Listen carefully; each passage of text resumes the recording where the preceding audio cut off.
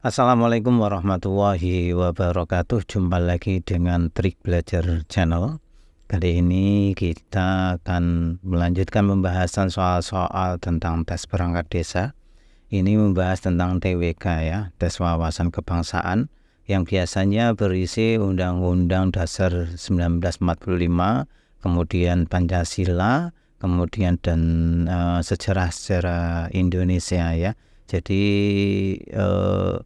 tes-tes yang bersifat kedinasan ya, pemerintahan, biasanya soal-soal tentang TWK selalu keluar. Nah, ini sudah kita sediakan 500 soal TWK.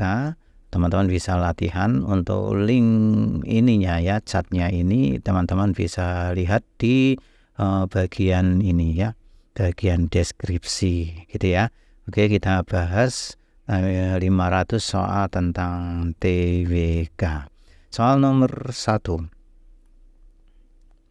Pancasila memenuhi syarat sebagai state fundamental norm karena tercantum dalam pembukaan Undang-Undang 1945. Yang dimaksud Pancasila sebagai state fundamental norm adalah A. Pancasila berfungsi untuk memberikan pandangan bagi bangsa lain.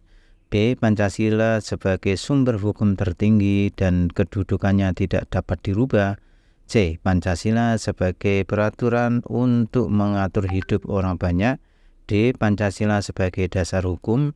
Dan E. Norma yang berlaku di Indonesia sesuai dengan norma-norma yang berlaku di dunia. Jawabannya adalah iya, yang B. Pancasila sebagai sumber hukum tertinggi dan kedudukannya tidak dapat dirubah. Soal nomor 2.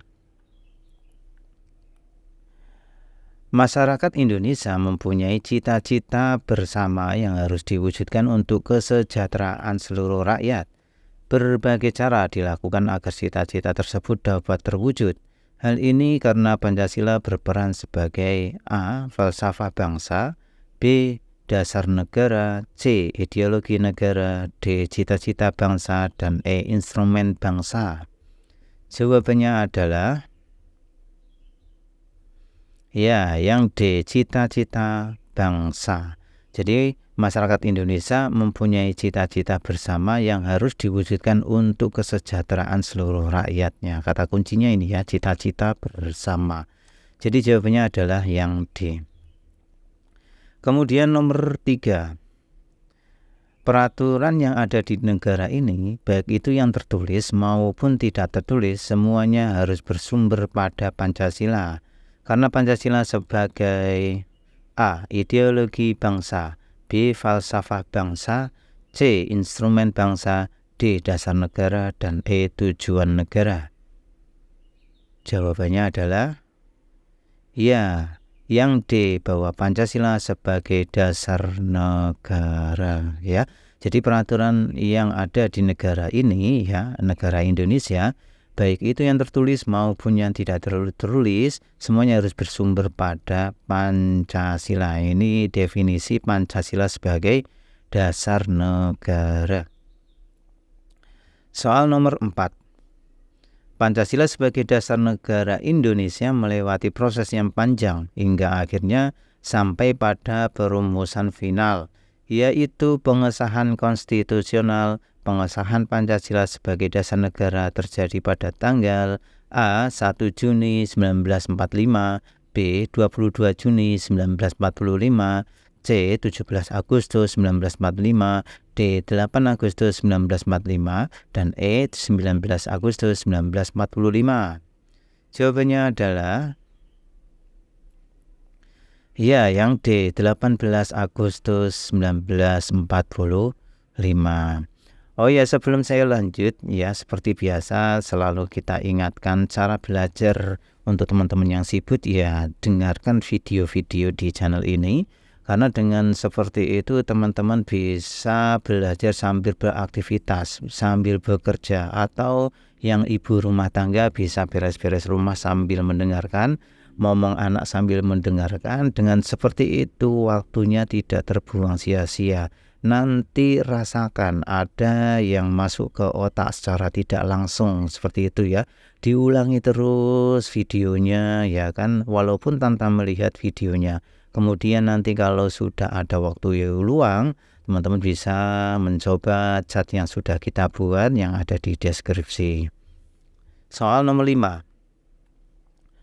Pancasila menjadi petunjuk untuk membuat aturan hukum serta pedoman untuk kehidupan bernegara. Hal ini karena Pancasila merupakan A. dasar dan ideologi negara, B. kemauan negara, C. keputusan bersama seluruh rakyat, D. pemikiran negara baru, E. perangkat yang digunakan untuk menjalankan roda pemerintahan. Jawabannya adalah iya, dasar dan ideologi negara. Soal nomor 6.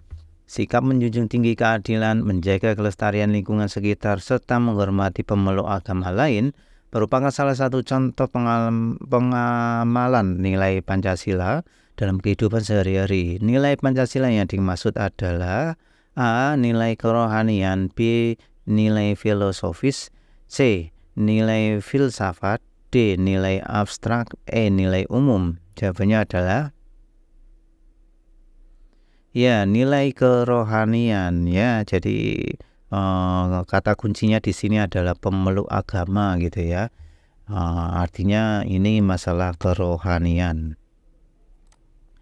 Kita lanjut soal nomor 7. Piagam Jakarta berisi perlawanan terhadap imperialisme, kapitalisme, fasisme, serta memulai dasar pembentukan Republik Indonesia sebelum akhirnya dijadikan sebagai pembukaan Undang-Undang 1945. Naskah Piagam Jakarta yang disusun untuk dijadikan teks proklamasi kemerdekaan Indonesia oleh panitia yang merumuskannya. Yang merumuskan Piagam Jakarta adalah A. BPUPKI, B. PPKI, B. Muhammad Yamin, D. Panitia Kecil, dan E. Panitia 9. Jawabannya adalah ya, Panitia 9. Soal nomor 8. Pembukaan Undang-Undang 1945 merupakan penyebab batang tubuh Undang-Undang 1945. Hal tersebut merupakan maksud hubungan pembukaan Undang-Undang 1945 dengan batang tubuh Undang-Undang 1945 yang bersifat A. fundamental, B. formal, C. kausal, D. ketetapan, E. permanen. Jawabannya adalah ya, kausal ya. Kausal itu sebab akibat ya. Di sini ada kata penyebab ya. Jadi hubungannya adalah bersifat kausal. Soal nomor 9. Alasan yuridis pembukaan Undang-Undang 1945 tidak dapat diubah dalam A. Pembukaan Undang-Undang 1945 tetap melekat erat dengan terbentuknya negara. B. Pembukaan adalah pokok kaidah negara yang fundamental. C. Proklamasi merupakan kehendak Tuhan. D. Berhubungan dengan nasib warga negara. E. Jika diubah akan mengubah nilai dasar yang ada di dalamnya. Jawabannya adalah ya, yang A. Pembukaan Undang-Undang 1945 tetap melekat erat dengan pembentukan terbentuknya negara. Soal nomor 10. Di dalam Undang-Undang 1945 terdapat bab yang mengatur tentang perubahan undang-undang. Hal khusus yang tidak dapat dilakukan perubahan adalah A. pasal undang-undang, B. bentuk negara, C. agenda sidang MPR, D. pelaksanaan pemerintahan, E. peraturan presiden. Jawabannya adalah ya, tentu bentuk negara ya yang tidak dapat diubah ya. Baik teman-teman, itu 10 soal dulu ini untuk bagian yang pertama. Teman-teman bisa latihan di deskripsi. Ada link yang sudah kita sediakan sebagai latihan ya. Perbanyak latihan. Nah, nanti akan teman-teman rasakan betapa mudahnya tes perangkat desa kalau sudah pernah latihan. Segampang apapun soal, kalau tidak pernah latihan akan terasa berat ya teman-teman ya. Itu kuncinya. Jadi teman-teman yang belum latihan masih ada waktu untuk latihan, walaupun nanti tesnya habis lebaran, latihannya dari sekarang ya, jangan mepet-mepet itu ya, karena masih banyak materi yang perlu dipelajari gitu ya. Ada undang-undang, ada Pancasila tentang pemerintahan desa dan lain sebagainya, harus dipersiapkan sedini mungkin.